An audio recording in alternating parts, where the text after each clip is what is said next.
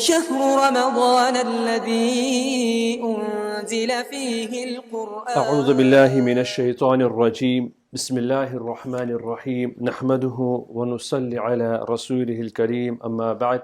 السلام عليكم ورحمة الله وبركاته.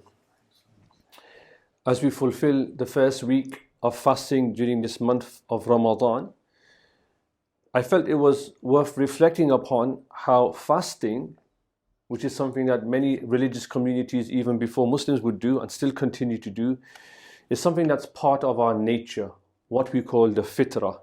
Allah subhanahu wa ta'ala has created human beings upon a nature, a Fitrah. A Fitrah basically means to incline towards truth, to incline towards God, towards Allah subhanahu wa ta'ala. Everything has a Fitrah, and the Fitrah is that Allah subhanahu wa ta'ala has endowed every creation that He's created with a natural way. So for example, a tree grows in a certain way, it grows upwards, and it cannot but only do that. And it had branches that range out in different directions, and leaves emerge from it, fruits emerge from it. That's its nature. In the same way, Allah has created everything with an inbuilt nature, that it performs a task in a way that Allah has designed for it. And we have a fitrah as well. We have a natural way, which is that when we are pure, when we're in the right direction, our soul is pure, then we will naturally incline towards the truth. We will naturally incline towards Allah subhanahu wa ta'ala. And if we just go back for a moment in the Quran, where Allah tells us the story of Adam and Eve, or Adam and Hawa, may Allah's blessings and peace be upon them, He mentions that He told them not to go near a tree. فَلَا تَقْرَبَا هَذِهِ الشَّجَرَةِ فَتَكُونَا مِنَ الظَّالِمِينَ. Don't go near this particular tree. Allah singled out a single tree, and He said, don't go near this particular tree. Go wherever you want, but don't go to this tree. And that really is the first symbolic act of fasting, because fasting means to stay away from something. Sawm means to stay away from something.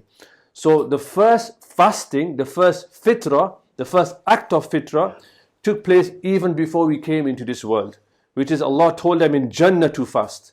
So fasting that we do now has not only a connection with our fitrah, our natural being, but it also has this connection with the Jannah, with paradise. It's something that's paradisical, if you like to use the word. And it seems like odd, because naturally we think that eating and drinking is natural. Having food, having intimacy, all of these things are natural, and they are part of the human need, that we need to eat, we need to drink. And that is true to a certain extent. But fasting is also natural. Fasting is also part of our nature, if you like, because Adam and Hawa alayhi salatu salam were told not to go to a particular tree. And of course, they made a slip, because a prophet doesn't make an error. And if they make a slip, Allah corrects them. This is part of our aqeedah as well. So whenever a prophet does something that Allah does not like, Allah will correct them. So Adam alayhi salatu salam was made a slip. Unfortunately, that was because of shaitan. فَأَزَلَّهُمَ الشَّيْطَانُ. Allah mentions shaitan by name, and it's a fa'il. In other words, he's the one that did it. فَأَخْرَجَهُمَا مِمَّا كَانَ فِيهِ. That he made them come out of paradise for a short period of time. So fasting is something that was preordained. It's something that's natural to us. And of course, we now have on the internet, and you have books and people write about how fasting is beneficial for your body and for your health. That's all at one place. And sometimes there's an overemphasis on that. But really we fast because Allah told us to fast, and we know Allah tells us in the Quran, لَعَلَّكُمْ تَتَّقُونَ, that we fast because we have taqwa, that we become, this word is very difficult to translate into English, but we become God conscious, that we become aware of Allah subhanahu wa ta'ala.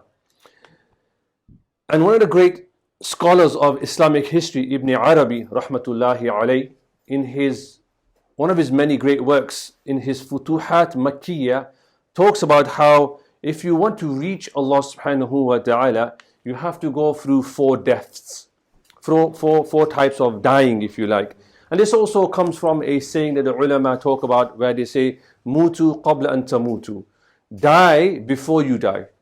In other words, don't become that sort of person who is completely engrossed in the dunya and forgets the akhirah.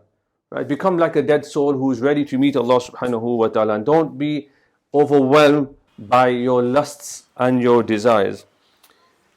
So Ibn Arabi mentions there are 4 types of death, and he uses 4 colors to make it easy for us to understand. This has a very interesting history in Central Asia. So he says from the 4 arba'a amwat or arba'a mawtat, that the first one is what's called the death of green or akhdar, which basically means that you renounce the dunya, like you're not interested in the dunya.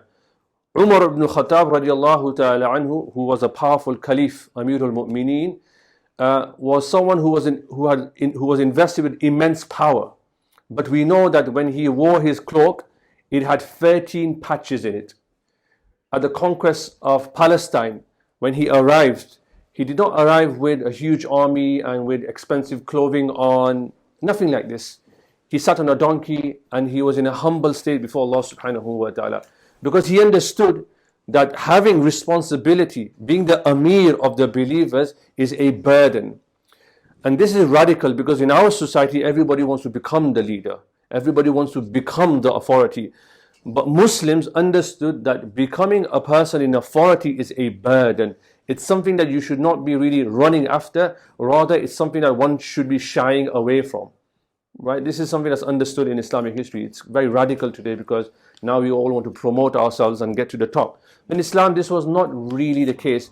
And really a person who runs away from authority is kind of like a protected person.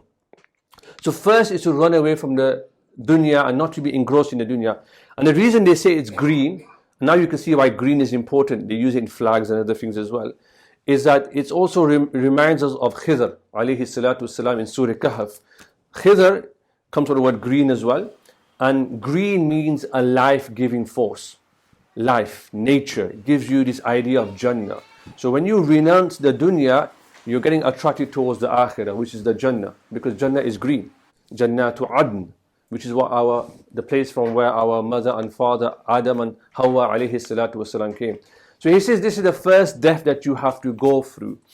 The second one then he says is what's called the death of Aswad, which is this idea of the white death, which is that you have to remain patient. Tahammul adha. That people will, this is the black death, not white, this is the black death. And Aswad here means to be patient with people's remarks, people's taklif, people saying things to you and causing you harm. This is the way of the prophets, focusing on the mission. The Prophet ﷺ was given harm or given unto harm in many, many ways. Personally, his reputation, his family, his loved ones, in every way, shape or form, they sought to harm the Prophet ﷺ. But he took it with graciousness. He was humble because he wanted to bring every person to the light of Islam. So this is the second death, that you have to grow thick skin, to use a modern way of expressing it. You have to be strong enough that you're going to expect that people are going to say things to you, and you have to be gracious enough to look at the bigger picture. Then Ibn Arabi says that the third one is what's called the red death, the ahmar, which is to go against the desires, mukhalafatun nafs, to go against the desires. These desires will tell you to look at haram, the desires will tell you to miss Fajr, for example, but you have to go against it. And this obviously relates to the hadith of the Prophet ﷺ, wherein he tells us that shaitan runs, like his influence runs upon you just like blood flows in your body. And so he also says in another place that restrict those veins by fasting. Right? So the color red has this idea of desires and shahwa and anger. And any person who has anger issues will know that after this anger subsides, they always feel regret and remorse. That's the nature of desire, fulfilling one's desires in a haram way. That afterwards, the natural stage is that one feels regret and remorse. This is what happens with anger and using your desires in an incorrect manner as well. But the ulama also tells us that the fact that you find regret afterwards, even though you've committed a sin, is actually a rahmah for you, because there are a lot of people whose fitrah is so corrupted that when they disobey Allah, they don't even feel regret after it. So it's a sign of iman that at least when you do something wrong, alhamdulillah, Allah has given me this awareness that what I've done wasn't the best thing to do. And then he says the fourth type of fasting, or the fourth type of death rather, is what's called the white death, which is called abyad. Abyad, which is the one that we're doing, the fourth type, which is fasting in the month of Ramadan. Imam Kashani, in his book Istilahat al-Funun, says that the reason they call it white death, this is fascinating, is that it illuminates your inside. When you're fasting, it illuminates your inside. It's a spiritual way of expressing it. But it also illuminates the face of the heart. The heart is now being open and receiving divine light, the light of Allah subhanahu wa ta'ala, because it's no longer being filled with desires and food and all of these other things that distract us from our eternal purpose, which is to please Allah subhanahu wa ta'ala. And this idea that Ibn Arabi has a genealogy from Imam Qushayri, the student Hatim al-Asam, who's the student of Shaqiq al-Balkhi, also mentions this. But what's very, very interesting here, and I want to end with this inshallah, is that fasting, Ibn Arabi says, it resembles in certain ways this idea, this sifat of Allah subhanahu wa ta'ala of samadiyya. Because Allah subhanahu wa ta'ala is samad. He doesn't need anyone. He doesn't need any desires. He doesn't have any desires. So by us fasting, just for a few hours, we're sharing in this attribute of Allah subhanahu wa ta'ala. And this is why that hadith for the Prophet sallallahu alayhi wasallam, the long hadith where the Prophet sallallahu alayhi wasallam says at the end that Allah rewards everyone 10 to 700 for good deed. But for fasting, I will reward that person myself. فَإِنَّهُ لِي وَأَنَا أَجْزِي بِهِ. That you're fasting for me and I will give you the reward. So the ulama say, why does Allah subhanahu wa ta'ala single out fasting? One reason is you sharing this sifat with Allah subhanahu wa ta'ala. I'm going to give you this reward because in some ways you have for a few hours remained free from your desires. It's beautiful. It's a beautiful expression of understanding the hadith of the Prophet sallallahu alayhi wasallam. And some ulama also say that fasting is one of the most sincere acts of devotion. Because when one fasts, no one really knows that you're fasting. It's a private matter between you and your Creator, Allah subhanahu wa ta'ala. So these are some of the secrets, some of the wisdoms that Ibn Arabi and these great scholars of our past share with us. But like I said, fasting is part of our nature because Adam and Hawa alayhi salatu wasalam abstained from the forbidden fruit, from the forbidden tree. So this abstention, following the command of Allah subhanahu wa ta'ala, is in our nature. Fasting is in our nature. It's part of our fitrah. It sounds odd because we eat and drink all the time, but it's actually quite fascinating in that way as well. But Ibn Arabi also has something very, very interesting, and I want to end with this, if I may, which is that whenever you obey Allah, you should always make sure that you don't go beyond His commands. So when He's told you to fast from sunrise to sunset, one should not think that, okay, I'm going to fast a little bit extra. Right? The hadith of the Prophet ﷺ says, when iftar time comes, you make the iftar. So Ibn Arabi warns us because sometimes people become overzealous in their religion and they add things to Islam which Allah has never told us to add to His religion. So he says, وَمَا لَنَا طَرِيقٌ إِلَى اللَّهِ سُبْحَانَهُ وَتَعَالَى إِلَّا عَلَى وَجْهِ الْمَشْرُوعِ. That we should, the only way we can reach Allah subhanahu wa ta'ala is the way that He has told us to follow.